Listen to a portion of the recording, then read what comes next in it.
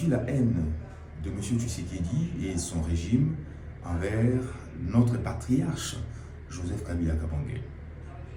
Nous avons constaté que le régime de l'Union sacrée ressemble de plus en plus à un bal de chauves. Tout le monde se sent fondé à user de son droit à l'ingratitude et à la trahison. Connaissant la manière dont le président de la République lui-même traite celui grâce à qui il a accédé à la magistrature suprême. Tout compte fait, l'on n'a pas besoin d'une formation spéciale en droit pour comprendre qu'à la lumière de la Constitution et de la loi sur les anciens présidents de la République élus, la seule manière d'enclencher, allais-je dire, des poursuites judiciaires contre un président de la République honoraire est d'obtenir l'aval du Congrès aux 3/5 de voix. Or, l'Union sacrée détient une majorité de 95% dans les deux chambres du Parlement.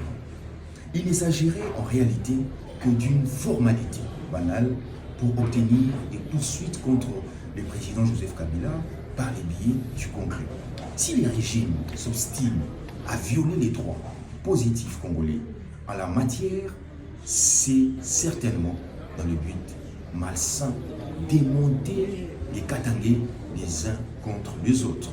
Grâce à la transhumance et au reniement intempestif que le président Tshisekedi a lui-même exigé en normes, son successeur dispose d'un éventail très large de jurisprudence pour les faire passer par le même fourche codine.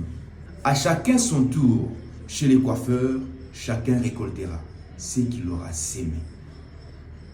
Chers amis, la question que je me pose aujourd'hui, est-ce que Joseph Kabila a très mal fait de pouvoir organiser des élections qui a porté à la tête du pays M. Tshisekedi?